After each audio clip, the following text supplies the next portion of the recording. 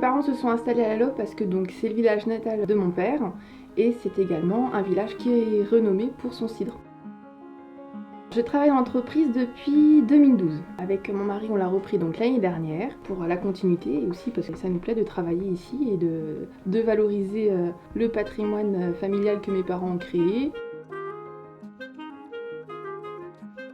Alors mon poste au sein de la cidrerie, c'est la polyvalence. Maître de chai, je m'occupe des vergers, la commercialisation, les livraisons. Nous avons 5 hectares de vergers en plein rendement et ça représente environ 2000 arbres. Les quantités, ça va être à peu près 80 tonnes, voire 90 tonnes de pommes. Alors les pommes, c'est sur 3 mois. Ça va de septembre à fin octobre, voire peut-être novembre aussi. Les pommes sont lavées, broyées, pressées et après ça part en cuve. Et à partir de là, en fonction des températures, il y a une fermentation qui va se créer et là commence le cidre.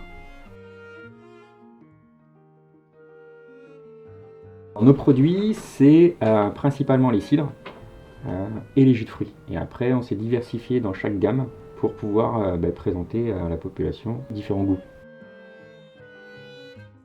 Alors, nos clients principalement, c'est les cafés, hôtels, restaurants du département des Ardennes et des départements limitrophes. Et ensuite, donc, on fait un petit peu d'export. À l'Europe, on fait donc la Belgique, on fait la Suède, les Pays-Bas et depuis maintenant 5-6 ans, on fait la Russie très régulièrement. Pour les cafés, hôtels, restaurants, on est sur les mini formats. Et pour la vente directe en boutique ou les grandes surfaces, les épiceries, on est sur le grand format, 75 centilitres ou 1 litre.